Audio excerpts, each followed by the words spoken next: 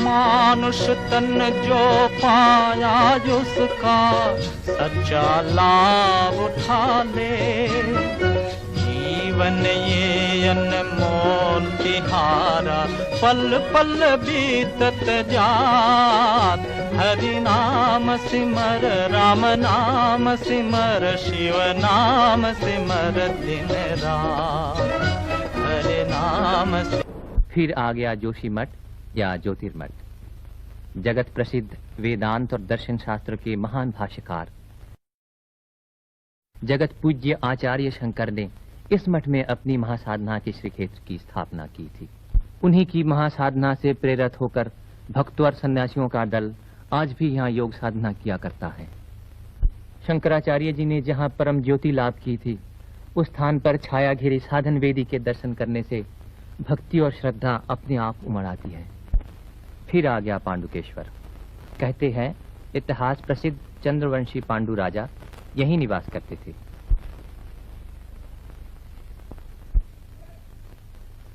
पांडुकेश्वर के नीचे ही बह चली है अलकनंदा।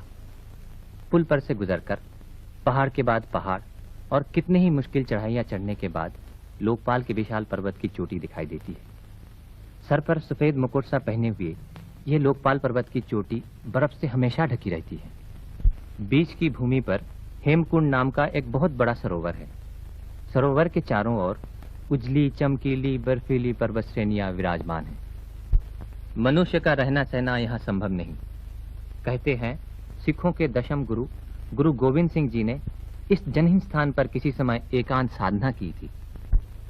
उनकी उस महान साधना के स्थान पर आज एक सिख गुरुद्वारा दिखाई देता है।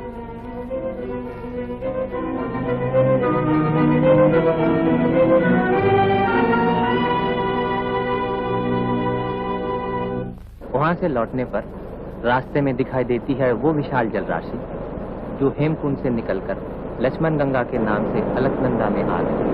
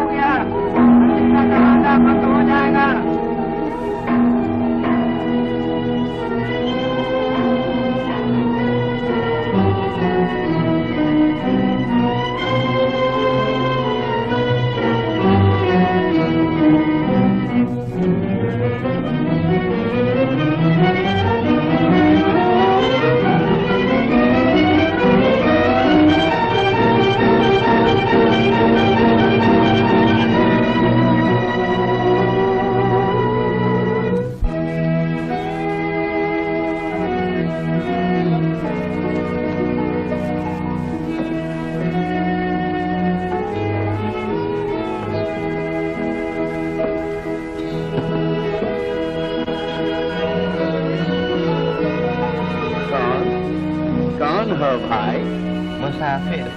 मुसाफिर बैठे क्यों हो भाई? बीमार हो? नहीं जी, चल नहीं सकता। ओ, चल नहीं सकते? आओ मेरे साथ, मैं तुम्हें बाबा बद्रीनाथ के पास ले जाऊंगा। उठो, चलो भाई, आओ।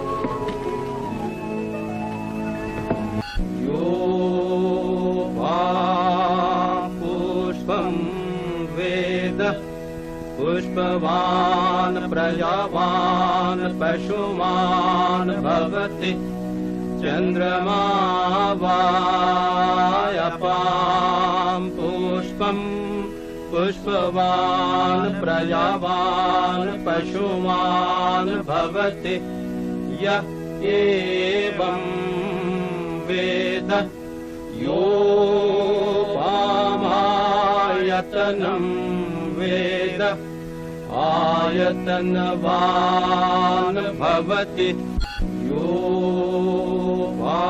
जम्बूद्वीपे भरतखंडे भरतखंडे आर्यवर्ते आदिवर्ते देशांतर्गते देशांतर्गते अमुक अपना अपना नाम लीजिए। बामनी दाई।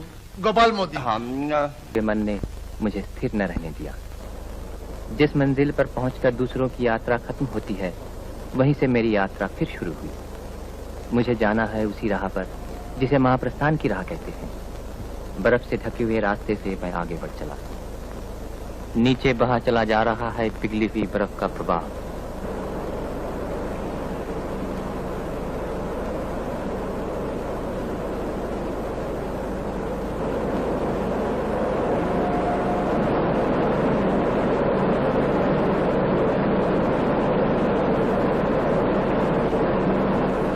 बहुत कुछ आगे बढ़ जाने पर वसुधारा का मनोहर दृश्य दिखाई देता है।